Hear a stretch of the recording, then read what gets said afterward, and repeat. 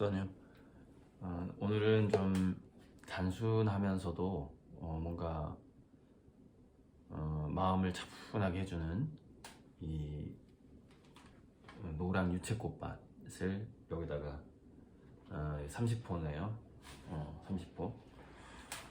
30호 맞지? 30호 F에다가 지금 그리고 있는데, 이거는 이렇게 좀 살짝 수다를 좀 떨어도 될 만한 그림입니다. 이 그림은 점 하나씩 하나씩 찍는 건데,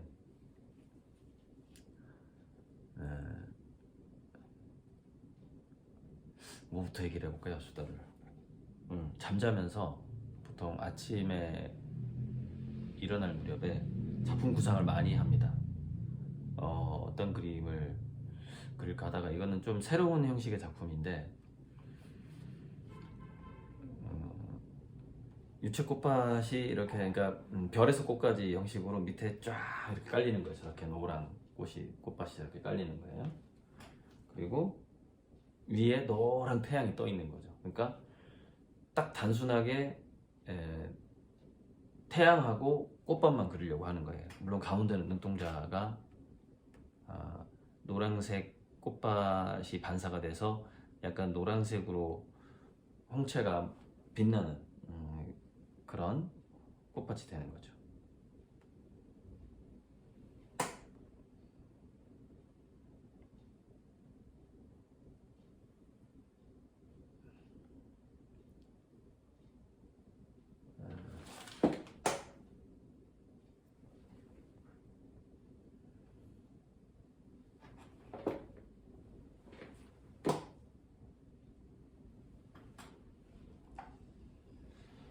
아무튼 그림이라는 게 그리다가 좀 달라질 수도 있고, 실수하다가 또 방향이 바뀔 수도 있고, 뭐 전부터 자주 얘기했지만 게라르트 리히터의 명언, 나의 그림은 나보다 영리하다. 그 이야기로 시작하면 되겠네요. 자, 나의 그림은 나보다 영리하다 라는 말로 아주 유명하죠. 그 세계적인 화가 리히터가. 그럼 나의 그림이 나보다 영리하다. 근데 그 마찬가지의 이야기들이 확장이 가능한데, 예를 들어서 나의 운명은 나보다 영리하다. 그런 확장이 가능하죠. 나의 삶은 나보다 영리하다. 근데 그게 일맥상통하는 게 뭐냐면, 그림이라는 것이 화가들이 의식적으로 그리긴 하지만 상당히 무의식적인 게 여기에 담겨버리게 되거든요. 그래서 제가 이제 여러 가지 화가한테 하면 안 되는 일들 해가지고, 뭐 그림을 독촉하면 안 된다, 뭐 등등등 그런 얘기를 했던 건데, 우리의 삶이라는 것도 영원히 우리의 삶을 미리 준비하고 계획을 할 때, 그것을 우리가 의식적으로 다 진단을 할 수가 없는 거예요. 그건 상당히, 거기에는 뭐냐면은 신과 함께하는 지혜가 그 전체 삶을 함께하기 때문에, 당장 뭐 어쩌면 내일 어떤 우연이, 또 어떤 행운이 올지도 모르고, 또는 어떤 불행이 올지도 모르고, 근데 그 불행이 분명히 불행이었는데 갑자기 또 전화위복으로 바뀌어버리고, 그 세옹지마가 계속되는 그런 거죠. 어쨌든 뭔가 열심히 이뤄보려고 하면 세옹지마는 계속되는 거죠, 인생이라는 게.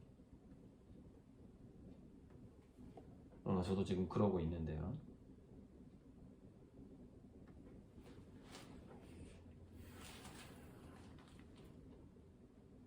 이 그림은 노란 태양에서, 그 노란 어떤 국화 같은 것에서 이렇게 꽃잎이 떨어지는 그런 느낌으로 가야 될 것 같아요. 방금 제가 수정한 겁니다, 작품 계획을. 왜 수정했냐면, 그냥 뭐 붓털도 좀 많이 묻어있고 그래서 좀 변경을 해요. 작전 변경. 꽃잎처럼 변경을 해야 되겠어요. 자, 그래서 우리가 이제 현실을, 그러니까 나의 운명은 나보다 영리하다라는 화두로 한번 생각을 해봐요.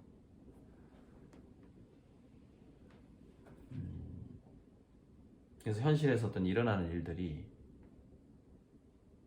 자기 계획대로 안 될 때,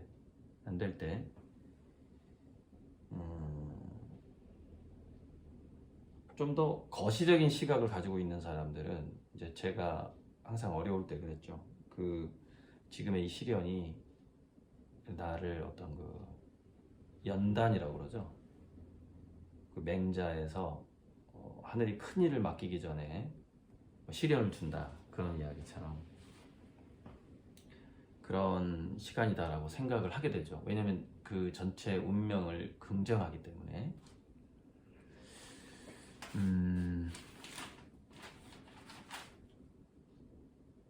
그런데 평행우주하고 나의 운명은 나보다 영리하다라는 말을 또 섞어서 생각을 해본다면,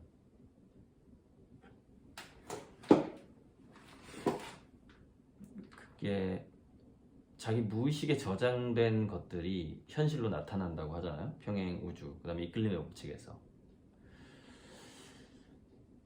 근데 저는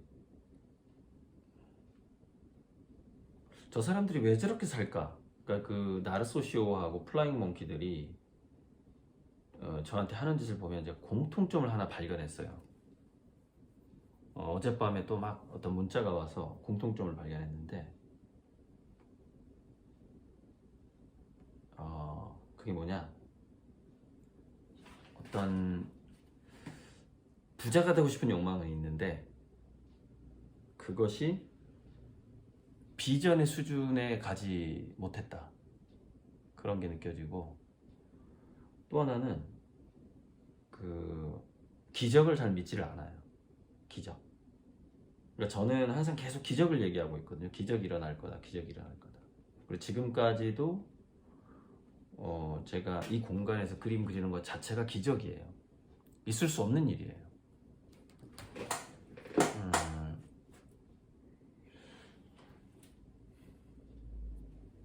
제가 1996년에 중앙비엔날레에서 대상을 받을 때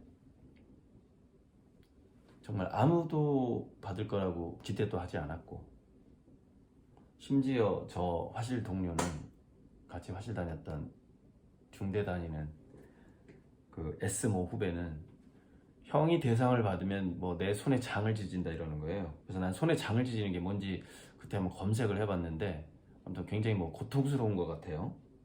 손에 장을 지진다는 거야. 근데 정말 제가 대상을 받아버렸네. 그 뒤에 저는 그 친구를 못 만나겠는 거예요. 왜냐면은 제가 그 친구 앞에 나타나는 게 그 친구가 손에 장을 지진다고 말했던 것에 부담을 줄까봐, 그 뒤로 한동안 그 친구를 제가 안 만났어요. 왜냐면 만나면 부담 줄까봐. 진짜 대상을 받아버렸으니까. 그때 이제 그랬고, 그 이후에도 저는 이렇게 제가 하고자 하는 어떤 꿈을 과감하게 입 밖에 내뱉는 스타일이거든요.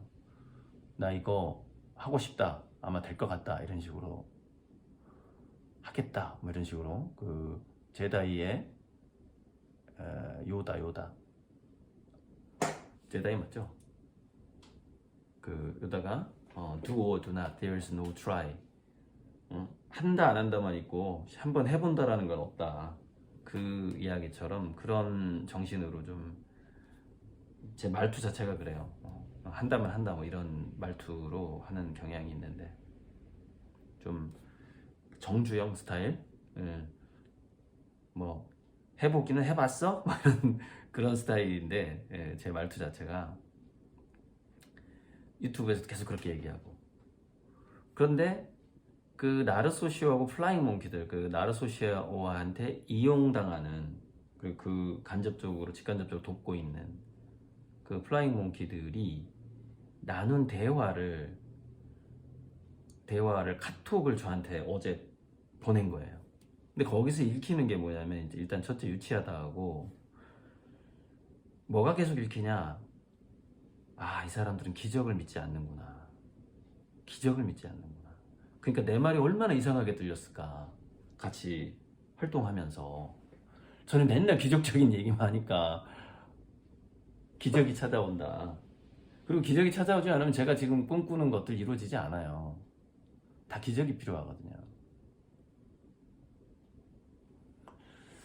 지금 현재 제가 이렇게 수다를 떨면서 작업이 가능한 이유가 뭐냐면요. 이 밑작업을 하다 보면 물감이 좀 뭉치거나 좀 두껍게 발라지거나 하는 데가 있어요. 그럼 그거를 제가 꽃잎으로 바꾸는 작업이거든요. 그래서 뭐랄까? 좀 단순한데 단지 붓터치 하는 건 단순하진 않아요. 붓터치 자체는. 그러니까 우리가 제가 동양학과인데 항상 우리 수업 시간에 그림을 그릴 때 일랑 선생님이 와서 그랬어요. 아, 필력이 있으면 얼마나 좋을까. 그러니까 뭔가 딱 터치하면 필력이 없다는 거야. 필력이 약하대. 그러니까 붓질 하나에 그 담기는 그 기 같은 게 있단 말이에요. 그거를 이제 선생님들 참 아쉬워하죠, 학생들한테. 필력. 근데 이 필력이라는 게 그냥 나오는 게 아니고 그 내공에서 나오는 건데, 대학교 1, 2학년들이 무슨 필력이 팍 있으면 걔는 진짜 완전히 타고난 애죠. 그렇게 필력을 갖추기가 쉽지가 않거든요. 붓질 하나하나에.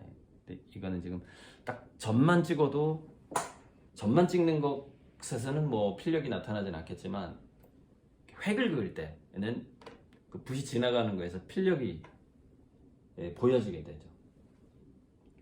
자, 그래서 나의 그림은 나보다 영리하다. 그리고 나의 운명은 나보다 영리하다. 에서 우리가 생각해 봐야 될 거는 자기의 삶 또한 빙산의 일각처럼 우리의 의식이 빙산의 일각이라는 걸 생각을 해야 되고, 자기의, 그러니까 뭐 니체가 그랬나요? 인간은 현재보다 무한히 위대하다? 인간의 미래는 현재보다 무한히 위대하다 이랬던가? 그런 명언이 하나 있는데, 우리 미래의 무한성을 얼마나 믿느냐의 문제란 말이죠. 그 기적이라는 것은. 이 군인이 총을 놓치는 거하고 화가가 붓을 놓치는 거, 이거 완전히 대가리 박아야 되는 일인데 우리 그 군대에서 이렇게 총으로 뭐 이렇게 하는 거 있잖아요. 총검술 뭐 등등등 하다가 총 놓치면 그냥 난리 납니다. 이제 바로 대가리 받고 뭐 난리 나죠. 군인이 총을 놓쳤다 이거야. 그러면서 이제 그 조교들이 항상 이렇게 얘기하지. 뭐 아무튼 그 약간 야한 얘기하면서 네 애인을 뭐 놓칠래 뭐 이러면서 그 막 혼내죠. 총을 놓치면. 붓이 워낙 작아가지고 또 말하다 보니까 살짝 놓칠 수도 있다. 근데 제가 지금 이 점을 찍을 때는 에너지와 필력을 집어넣으려고 지금 하고 있어요. 열심히. 예. 그래서 그 이제 이끌림의 법칙을 보면 인간의 미래는 무한할 수 있거든요. 무한한 가능성을 갖고 있어요. 그것이 평행우주가 우리에게 알려주는 진실인데, 문제는 뭐냐? 안 믿는 거야. 안 믿어. 그 미래의 기적을 안 믿어. 자기의 운명은 자기의 의식의 수준에 머물러 있다고 생각을 하는 거예요. 피카소가 그림을 그리면서 게라르 리터가 왜 자기 그림이 자기보다 영리하다고 했느냐? 자기보다 영리한 게 나와요. 그림을 그리다 보면. 아니, 우리가 글을 쓰다 보면 마찬가지예요.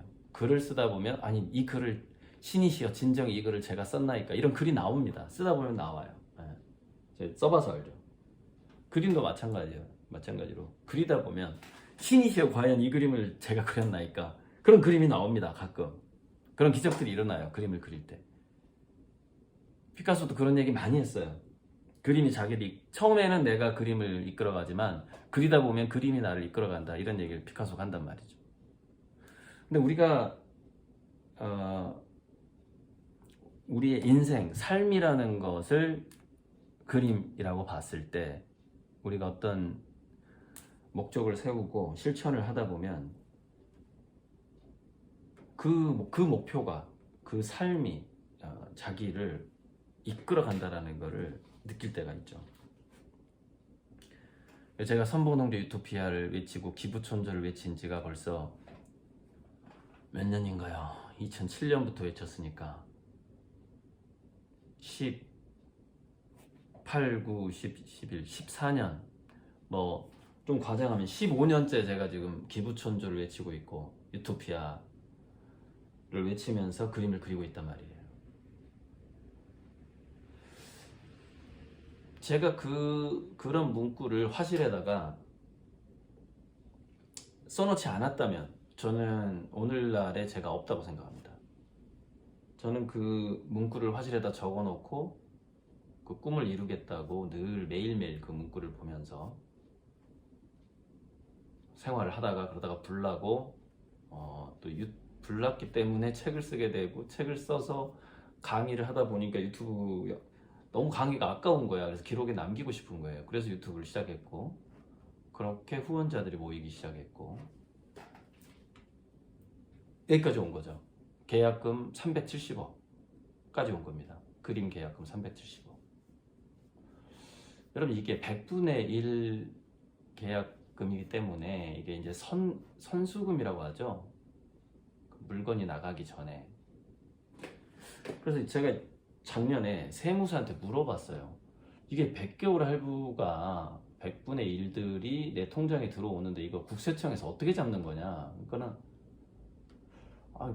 국세청에서는 아직 이게 거래가 완결이 안 됐기 때문에 선수금에다가 세금을 매기지는 않는다 이러는 거예요. 그래서 근데 이게 금액이 크다 보니까 이제 세무사랑 좀 더 자세한 얘기를 해봐야 될 것 같아요. 그때는 제가 그렇게 조언을 들었거든요. 그래서 바로 그 입출금에 있어서 이런 것들을 돈 쓰고 하는 거에 있어서 지금 우리 자문 세무사가 있단 말이에요. 회사에 자문을 구하고 있죠. 그러니까 이게 이 창조력발전소 제 그림의 이 역사라는 게 그 유튜브로 나중에 주식 줄 테니까 돈 어떤 계좌로 넣어주세요. 근데 마지막에 24억까지 됐었어요. 제 돈 포함해가지고 그게 지금 좀 줄어들었지만은 마지막에는 제가 지분을 한 5억까지 하려다가 3억으로 줄여버렸거든요. 그래서 2억이 또 줄어들고 해서 아무튼 그런 역사가 있는데 그러니까 모든 것이 최초다 보니까 이게 변호사하고 세무사가 헷갈리는 거예요. 이게 변호사하고 세무사가 헷갈려. 그럼 이런 거를 처리하는 데 있어서 공무원들하고 판사들도 이게 쟁점이 있단 말이에요. 쟁점이 있게 마련이죠. 근데 그것을 나쁘게 이용하려고 하면은 뭔가가 나쁘게 보일 수도 있겠죠. 나쁘게 보일 수도 있겠죠. 뭔가 그리고 제 비전을 믿지 않는다면 뭐 기축통화 뭐 웃기고 있네 뭐 이렇게 아마 느껴질 거예요. 비전을 믿지 않는다면 말도 안 돼. 뭐 연준을 너가 살아있는 연준이 된다고 뭐 이러면서 아니 그러니까 과거에 그런 기록들이 많은데 예를 들어서 이번에는 뭐 계약 금액이 100억 넘게 될 거다 뭐 이런 거 할 때도 뭐 안 믿는 사람이 있었거든요. 근데 벌써 지금 이제 370억이 돼버렸단 말이죠. 예전에 제가 상 받을 때 특히 좀 심했었죠. 그 비하성 발언이 주변 동료들이 원래 동예상투라고 그래가지고 재주가 같은 사람들이 좀 질투가 심하고 또 그 질투라는 것이 사촌이 땅을 사면 배부르다고 자기 주변에 있는 사람이 잘 되는데 돈을 주면 뭐라고 안 해. 근데 잘 되는데 자기한테 돈을 안 줘. 막 남들한테 주는 것 같아. 지금 제가 누구 얘기하는지 아시죠? 그러면 또 거기 물고 뜯고 그냥 난리야 또. 누구 얘기하는지 아실 거예요 지금. 그리고 또 자기한테 돈이 생기면 고작가 성공할 거다라고 얘기를 해. 근데 자기는 돈을 안 줘. 자기한테 혜택을 안 줘. 그러면 고작가 실패할 거다 이렇게 얘기를 해.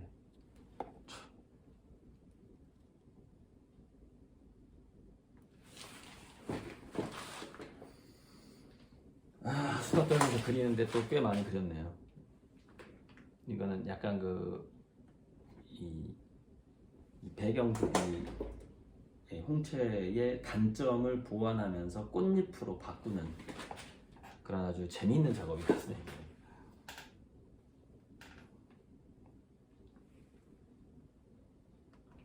그래서 오늘의 주제는 그거였어요. 그 사람들은 살면서 왜 기적을 체험하지 못했을까? 그거죠. 살면서 기적을 체험하지 못했으니까 기적을 안 믿을 거 아니에요. 체험했으면 믿겠지. 왜 그 사람들은 기적을 체험할 수 없도록 세팅이 되었는가? 그러면서 이제 또 환불하고 하면은 이 고리방주의 기적을 함께 할 수가 없겠죠.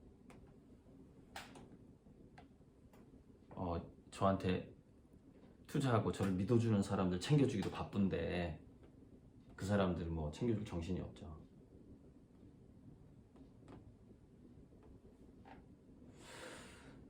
이 정도 얘기할까요? 그냥 이 정도 얘기하고 마무리할까요? 어쨌건 이런 것 같아요. 자기의 삶은 자기보다 영리하다, 자기의 운명은 자기보다 영리하다라는 것을 믿지 않는 사람들은 기적을 믿는 사람들이 아닐 것이고, 저는 그것이 교만하다고 생각해요. 그러니까 저는 기적을 믿지 않는 사람이 교만한 사람이라고 생각해요. 어떤 그 종교적인 관점에 있어서. 제가 인공지능 5차 산업혁명 인공지능 얘기할 때 던지는 질문이 있어요. 청중들한테. 자, 인간의 영리한, 인간 중에서 IQ가 아주 영리한 사람들을 뭐 200이라고 칩시다. 허경영이 300이 넘는다고 그러는데 그건 믿을 수가 없는 얘기고요. 그거는 수치화된다라는 게 그게, 그리고 얘기하는 거 보면은 한 300까지는 말도 안 되는 얘기고요. 200이라고 쳐요. 그러면 그 IQ를 산정하는 방법이 있는데 그러니까 이제 비트로 우리 인간 뇌에서 뉴런과 뉴런 사이에 정보가 오가는 거, 그걸 뭐 비트로 해가지고 인공지능하고 인간의 두뇌를 IQ를 비교하는 그런 이야기들이 예전에 이세돌 바둑 나오고 할 때 신문 기사에 자주 나왔었어요. 그때 요즘에 코로나 때문에 쑥 들어갔는데, 그러면은 양자 컴퓨터가 나오면 양자 컴퓨터는 인간보다 몇 배나 영리할까요? 라는 그런 질문들이 있었어요. 그래서 그 신문에 뭐라고 나오냐면, 지금 현재 과학자들이 추구하고 있는 그 양자 컴퓨터가 이제 완성이 됐다고 쳐요. 그러니까 그게 AGI인데 범용 인공지능이 나오는 거죠. 그러면 인간보다 몇 배 영리하냐? 그러면 이제 그 언론에서 그리고 과학자들이 대충 추론을 해봐요. 이 인간의 생체 두뇌에서 오가는 거하고 그 슈퍼컴퓨터가 양자 컴퓨터화 됐을 때 오가는 거를 그 비트 수, 그러니까 정보 처리 수라고 그러죠. 그래서 지금 뭐 비트코인이라는 게 그 정보 처리가 오래 걸리는데 그것을 뭐 연산해서 채굴을 한다 이렇게 얘기하잖아요. 그래서 양자 컴퓨터가 나오면은 그 채굴이 의미가 없어진다 이런 얘기가 있었던 거죠. 워낙에 빠르니까 누구나 다 쉽게 해버리는 상황이 돼버리니까, 컴퓨터가 빨라지니까.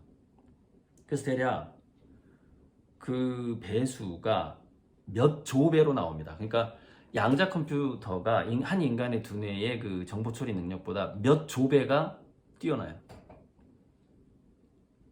자, 그럼 하물며 인간이 개발한 양자 컴퓨터도 우리 보통 인간의 두뇌보다 몇 조배가 뛰어난데, 그 정보 처리 속도가. 그럼 신의 IQ는 몇이겠어요? 신.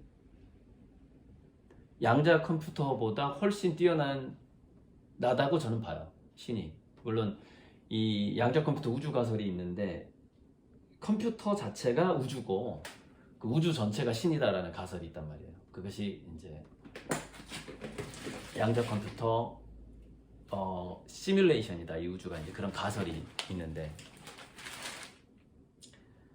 그러니까 어쨌건 그 가설을 집어치우고 여러분이 그냥 한번 인간이 만든 양자 컴퓨터가 인간의 두뇌보다 몇 조배 뛰어난데, 만약에 여러분의 삶이 그 양자 컴퓨터보다 또 몇 조배 뛰어난 신이라고 쳐봐봐요. 그럼 나의 운명과 여러분의 운명과 그리고 저의 운명이 신의 계획 속에 있다고 생각을 해봐요. 신의 계획 속에 있어. 과연 그럼 신은 우리가 상상할 수 있는 방법으로 일을 할까요? 몇 조배 뛰어난, 그러면 이제 경단위가 되겠죠? 뭐 몇십 경배 뛰어난 신의 IQ가 있다고 생각해봐요. 두뇌가 있어요. 그럼 인간이 예측하는 방식으로 신이 역사하겠냐 이 말이에요. 그리고 우리가 그걸 예측할 수 있겠냐 이 말이에요. 무슨 얘기냐면 우리는 기적을 믿을 수밖에 없다는 거예요. 기적을 믿지 않으면 그건 교만한 거라니까요. 영적인 교만한 상태에 있는 겁니다. 그러니까 역으로 제가 나는 이러이러한 신탁을 받았다 이런 얘기를 할 때, 그것을 오히려 그 나르소시하고 플라잉 몽키들이 그것을 비난을 하더라고요. 신탁이라는 얘기를 꺼낸다 이거야 자꾸 나고. 근데 저는 우리 인간이 신의 IQ를 상상할 수 없다고 믿는 사람이란 말이에요. 그래서 신탁이란 말을 쓰는 거고 기적이란 말을 쓰는 거예요. 그러면은 신탁과 기적을 이란 말을 전혀 안 쓰고 인간의 상식선 내에서 벌어지는 일 중심으로 살아가는 사람이 있어. 그게 영적인 교만 상태라는 겁니다. 그거 자체가. 그러니까 이게 살짝 뉘앙스가 역설적인 측면이 있는데, 기적을 믿지 않는 것은 신을 모독하는 거예요. 네, 모독하는 겁니다.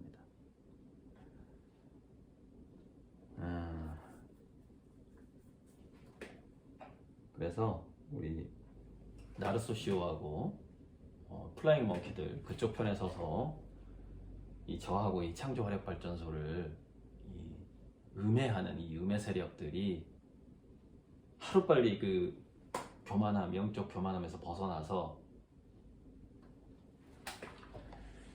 그래 고 작가가 말한 대로 고 작가의 비전이 정말 다 이루어지는 그런 기적이 일어날 수 있다라는, 조금이라도 한번 믿어보라 이거예요. 조금이라도. 그러면은 과연 이렇게까지 쓸데없이 시간을 보낼까요? 살짝 보이죠? 이 홍채의 색깔하고 다 보여준 재미가 없어. 재미가 없고, 이 그림은 굉장히 새로운 형식이에요. 지금까지 제가 안 했던 건데, 이게 비슷한 그림이 하나 있어요. 그게 뭐냐면은 봄꽃 행성이야. 그 판화 했던 거기 보면 막 꽃잎이 날려요 화면에. 예. 근데 이거는 이제 그 노란 꽃잎이 막 하늘에 날리면서 바닥에 쫙 가라앉은 그런 느낌의 그림이 되는 거죠. 이게. 그러니까 이런 형식은 아무튼 처음이에요. 처음. 근데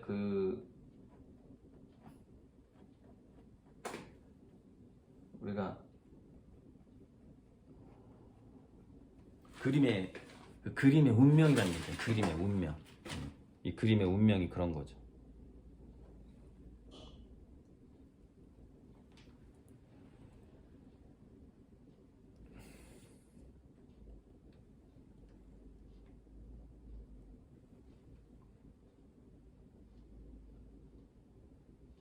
자, 좀 너무 많이 수다를 떨었죠. 끄고 한번 해볼게요.